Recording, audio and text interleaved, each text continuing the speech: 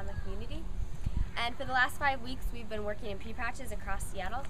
But this last week was devoted to working on our service project, which we decided would be a documentary about the importance of urban gardening, farming in the city, and also local food. We also decided to make this video to show the effects of this on the community and how it makes the community a better place. Hope you enjoy the video.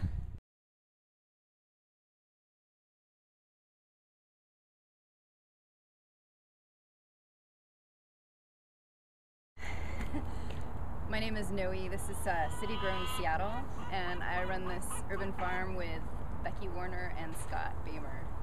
And we run a distributed CSA and market garden that we have 7 plots around the areas of Ballard, Wallingford, and Crown Hill. And we grow vegetables on different people's backyards that are underutilized spaces. And then we bring it all together and we have a farm stand here at our house, at our office location, and we also have we are in the Wallingford Farmers Market and having a small CSA. So that is the way that we're marketing our vegetables, and we have a land partnership agreement with the people who have their underutilized spaces. Usually they get vegetables, and in exchange for that we have access to their land. So my name is Nate Moxley, one of the coordinators for the Ground Up Organics organization. We've been around about 3 years, and our focus is food justice. We work with high school age students in a curriculum that teaches them about gardening, composting, teaches them about marketing. So with our farm stand, we talk about all the different aspects of marketing and how to sell the food. And then one of the more important pieces is cooking. If young folks are growing food and not learning how to cook it, then we're not doing our job. So the cooking and the eating part are really critical to the food justice. My name is Jake Harris, and I'm an urban farmer. I have a company called Stone Soup Gardens, and it's my job to help people to learn how to grow food and also to build chicken coops and raise beds and food forests for people's homes and building. Hello, my name is Stephanie Saliga, and I run the Just Garden Project. The mission is to build a just food system and a culture of gardening for all people. We do this by building gardens in the backyards and community centers of low-income and marginalized people. And we educate our gardeners on how to grow and harvest and preserve their food and prepare their food. And then we also throw community-wide celebrations around food and culture. Hi, my name is Ariel Benson. I'm the general manager at Chocolate Canyon Organic Cafe in the University District.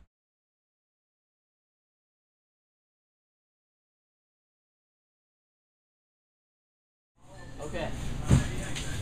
The cooperative principles, voluntary and open membership, democratic member control, member economic participation, autonomy and independence, education, training, and information, cooperation among cooperatives, concern for the community. Where do you get your produce? Our produce comes from all over the place.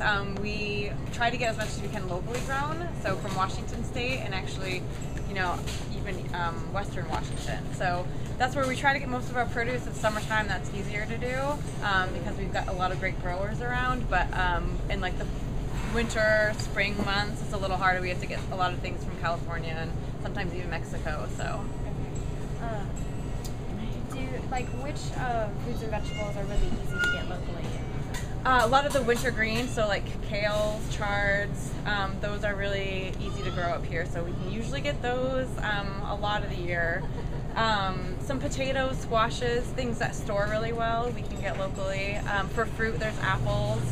Those store really well also, so once the harvest is done in the fall, they can store them and we can try to get that local apples for a while. And which fruits and vegetables are really hard to get locally?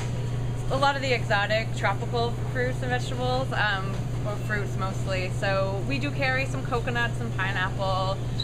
Those things are coming from Hawaii for the most part, or I should say the pineapples, ginger, all those kinds of tropical things are hard to get local for sure. Okay. Is it important to your store to get local food, and why? Yeah, it's really important. We want to support our local community and our local farms that are right here in the state. And then also it's better for the environment if we can get things that are locally grown, so that the distance they have to travel to get to our store is less. So the carbon footprint is a lot less than it would be if something's coming from far away. And do you think people prefer to know that their food is local? I think they do, absolutely, especially some of the customers that shop at a store like this where we're really committed to getting locally grown vegetables and fruits. Yeah, that's like very important to our customers. Also, we are able to know our farmers too, so we know how they're treating their workers and how they're growing their crops, so it's just a nice relationship that we keep.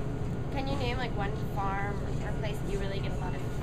Yeah, right now we're getting a lot of things from a farm called Dharma Ridge Farm, and they're out on the peninsula.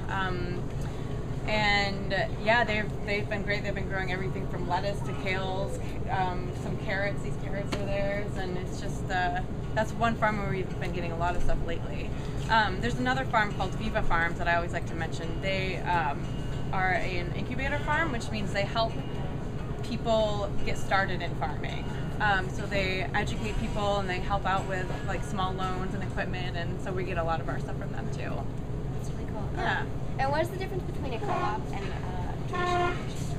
So this co-op is member owned. So that means that anybody that shops here has the option of buying a membership and being a part owner of the co-op.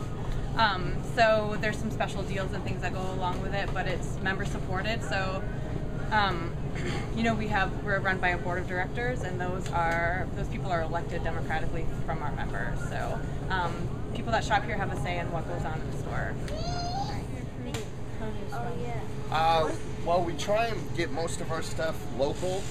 That's a big push nowadays for most grocery stores in our area to kind of support the local farmers and help, create revenue for our economy. But when stuff's out of season, we get a lot of stuff from Mexico, Guatemala, and when the seasons are off season, we get a lot of stuff from New Zealand as well. When did you guys start pushing for more local produce? That's a good question. I think it's been, we always have, but I think over the last 5 years, it's been, something that they've moved kind of to the top of their list to do. So how did you start your farm and why? How is slowly but surely just collecting the spaces and starting to grow. It's been 3 years of kind of getting this together where it's to the point where we have marketable produce, one backyard at a time more or less. And the reasons were that I live in the city and I want to farm, and it's not likely that I'm going to be moving to the country anytime too soon, and I wanted to be able to farm now. There's something about neighborhood reliance of just being able to grow food and produce food where you live without having to be dependent on fossil fuel neighborhood, and the community is that it's a lot of sharing of knowledge that has kind of been lost in our urban centers. People don't really know how to grow things, so if we have something really early at the market, this is Becky Warner. Hi everyone. Then we are able to share the knowledge of like, oh, how did you get your collards ready so early? And then, we grow basic row crops like carrots and beets, lettuce, spinach, salad mixes, bunched greens, green beans, peas, things that do really well in our climate. We also, because we're an urban CSA, that we have a limited space availability, so we really try to grow things that give us a larger dollar per square footage. So not a lot of corn, not a lot of winter squash. And do you donate food to organizations like the Food Bank? Yeah, we do. Mostly at the end of the Wallingford Farmers Market, somebody comes around with bins and we donate there. But that's not our business model exactly, so we don't grow specifically to donate. We just donate our leftovers for the most part. We did actually get a donation from a CSA member. She said she didn't have any interest in picking up a box from us or getting food from us, but here's money for startup costs. Give this produce that you produce to this value to people in need. So that has actually caused us to donate more. How does the community help your farm? They've been really supportive. They've been really excited about what we're doing. They come every Saturday to our farm stand and buy food from us, or they, a lot of Becky's friends, or we have a lot of volunteer work parties, things like that, so that's been largely helpful too. So, what is your CSA program and what does it do? Our CSA is pretty unique. We have a free choice CSA, so people pay in at the beginning of the season, which is when we need our money, startup money for seeds and soils and things. And then they pretty much have a credit with us, and every week or whenever they want to, if they're out of town, they don't have to worry about it, but every week they can come in and buy what they want to buy at the farm stand or at the Wallingford Farmers Market, and then we just check off what their new total is at the end of their purchase, and that just carries over. So we're not boxing up, something for them every week. They're not stuck with a box while they're out of town, or stuck with a bunch of beets that they don't really want or something like that. So that allows us a lot of freedom because we're kind of in the early stages of our farm and we don't really know what's going to produce, and we're on such a small scale that our bottom line is pretty tight. So that gives us a lot of freedom, and that gives them a lot of freedom. So we're kind of testing that out and see how that will work. But it's really helped us. It really got us the startup money we needed. So what do you grow in your garden? I grow all kinds of things. I have lots of trees. I have lots of flowers. This is a rose bed, obviously. And I have other roses, like over there. But my favorite thing to grow is food. I come from a farming family from the old days, my grandparents and their grandparents and grandparents and grandparents. And so I feel like I have an inner farmer in me. And yet I never learned very much from them because I was young when they died. And my parents weren't into farming. So I'm just learning how to grow food. And this year I grew broccoli and onions and garlic and some green beans that got entirely eaten by slugs. And what else? Potatoes, lots of potatoes. Potatoes grow well in my garden. What do you enjoy most about gardening? I don't like getting messy and muddy, and I don't like getting scraped by thorns, but I like the results. And it feels good to be outside, breathing the air and growing things. Who taught you to garden? Nobody taught me, and that's my problem. I kind of learned, I guess, by looking at what my grandparents grew. They always grew a patch of sweet peas for me. That's a flower that smells really good. And so I grow sweet peas every year, sometimes successfully, sometimes not. This year it was a success. Why do you think gardening is important? Well, plants are important because they're the source of our food, and even if you eat animals, animals eat plants. They're also the source of the oxygen around us, and they clean the air for us. So even in the middle of the city like this, it's very important to grow green things. And if you notice, when you go in someplace like there's a conservatory in Volunteer Park, you'll notice that the air smells really good and heavy and nice. That's because... How does Stone Soup Gardens help the Central District community? Lots of different ways. One is leading by example. So having the chickens out here, we have people coming by every day who sometimes it's their first time to ever see or hold a chicken. So having it in the front yard is a big help to folks in the Central District, all of our neighbors. This is kind of like a stopping point for a lot of moms in the neighborhood who are walking their kids around, and they say, oh, this is our reward for the kids. If the kid's acting up, I'll say to my 2-year-old, we're not going to go to the chickens today. And so that's been really nice to be kind of like a fixture for the community here. And then we also offer classes here at our home. So we teach a Joy of Chickens class for folks who want to learn more about chickens than just what they learn walking past. And a lot of folks who live in the neighborhood will come out to the class, and it's about an hour and a half, and we go over proper care of chickens and health issues with chickens and how to select the breed that you want to have. So and also coop construction and all that. So those are some of the ways that I help. Stone Soup Gardens helps the Central District. Why is urban gardening important to you? Growing food is important to me for a lot of reasons.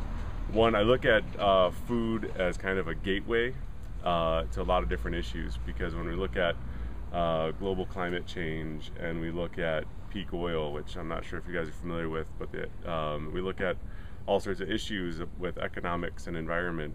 Food is kind of a great way to get people started to think about those things. So first you think about, oh, it's fun to grow food, and look, we can grow it right in our front door.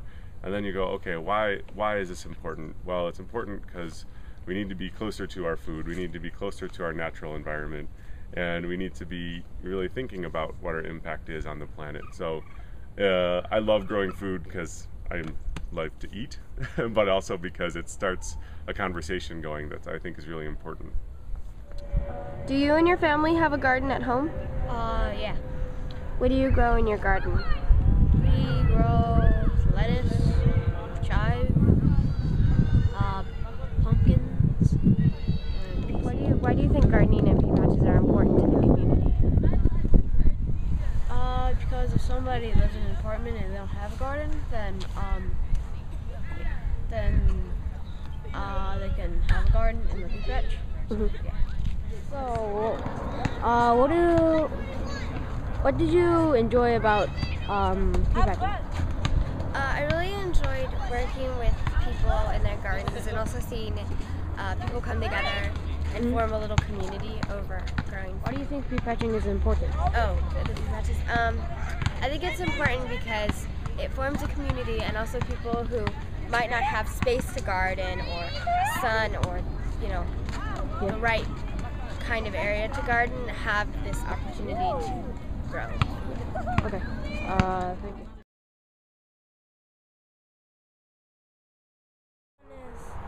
How did you start your farm and why? How did we start? So about 3 years ago, a group of folks came together to start Ground Up. This site that we're on here at Yesler Terrace has in fact been in cultivation for over 20 years. There was a gap.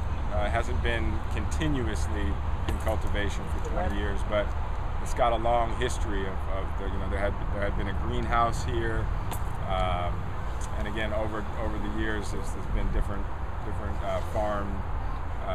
There's been people growing food here for a long time, I guess is what I'm saying. And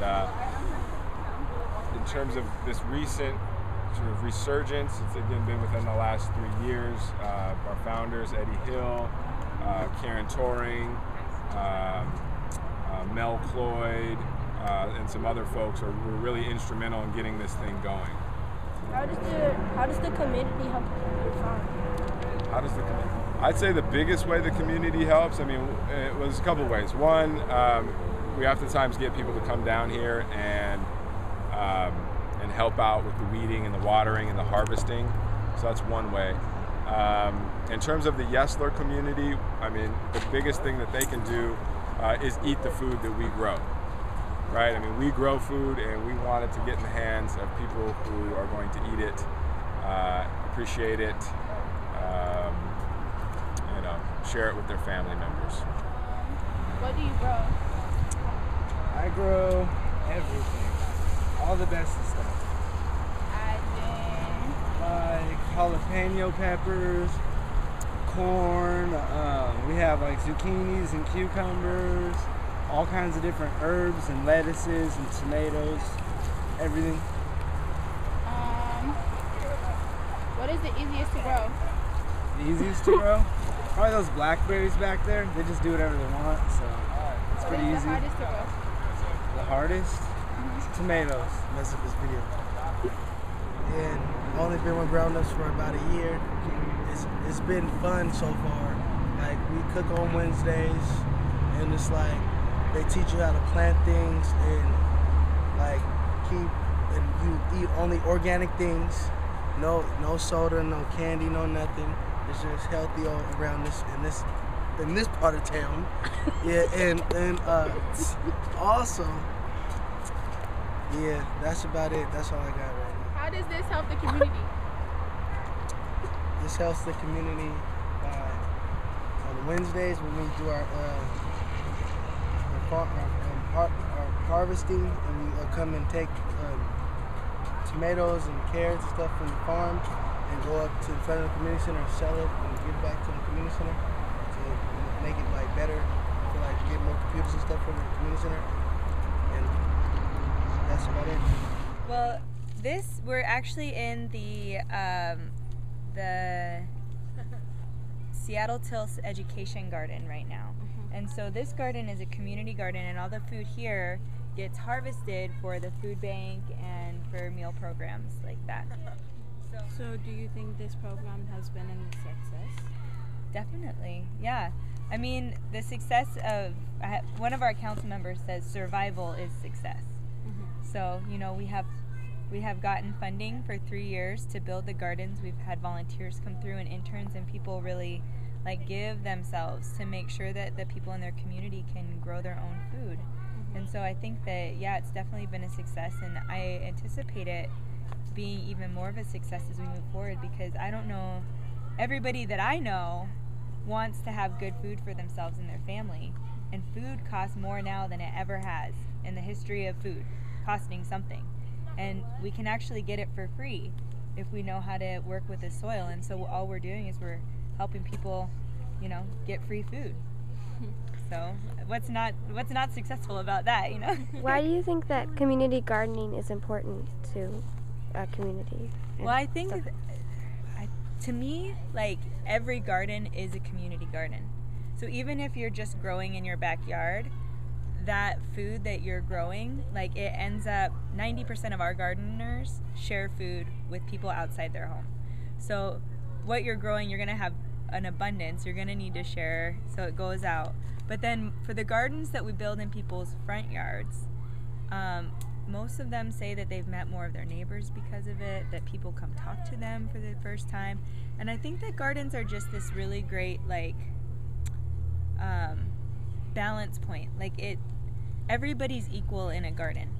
You know, like, the soil doesn't care how much money you made last week, or, you know, like, whether or not you got in an argument with your dad yesterday. You know, like, it's just there, and it's gonna grow food because that's what it, you know, grows things. And so I think that for a community to have a place to go where everybody's just on the same page and just doing the same thing, I think that's incredibly healing and important, especially in today's society where we have so many things that could divide. Well, my mom had a garden when I was quite young.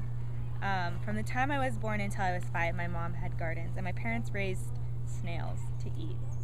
So, but they separated when I was 5, and we didn't have a garden for the next 15 years of my life. And then when I was about 22, I was living in South Bend, Indiana, and, like, all of a sudden I was like, oh my God, we could grow our own food and solve hunger and racism and sexism and classism and, like, everything in a garden. We could just, and so it was like my effort to heal the world and make it a better place. I was like, it's a garden, like, that's the answer. So it's only been, to me, like, everyone's a gardener. If you can enjoy the smell of a flower, or you can pick out a weed and pull it, like, to me, that's, like, it's just, we already have this relationship with the world around us. So it's, like, not some special thing you have to go learn or something like that. It's just a part of you, and just kind of paying attention is the first step. So, what do you enjoy about gardening?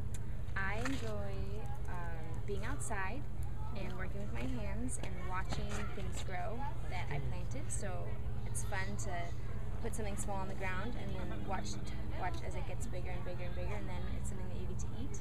I think it's a really good reward for the work that you do. Okay.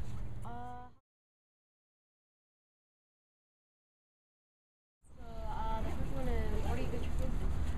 Where do we get our food from? That is an amazing question, and it depends on the time of year. We partner with a number of local farms, that become sort of seasonally available. Like Brahma Farms right now is one of our partners. They are on the other side of the mountains, and their peaches are just coming into their ripening season, so we're going to be sourcing from them. We're also getting a lot of our food from Nash's Organic Produce right now, which is out of the Dungeness Valley, a little further south. So a lot of their greens, fennel, a lot of the sort of warm summer vegetables are coming into season, and so we're getting those right now. We specialize in local food. Yes, that is one of our main focuses. One of the tenets of our business and what we're focusing on is sustainability, and sourcing foods locally is a far more sustainable option. Aside from just being able to offer a great product, we're also able to support Washington's small business economy by supporting local farms. And we do that in a number of ways, actually, which is fun. We donate our compost. All of that goes to a local pig farmer, and he has little piglets right now that are all eating our organic produce, so that's very fun for us. I would hope so, absolutely. I mean, we focus in with these farms and then try and promote and help our customers know that they are eating a local product. But we also offer a number of classes and try and do the education piece as well, letting people and empowering people to do it themselves. So you're able to grow food in your home garden, and that's something that we really want to kind of bring an awareness to. We also partner with like Scouts Health quite a bit, local farmers markets, again just trying to raise that awareness and make it accessible for people to not only grow their own food, but then have access to where they can get locally grown food.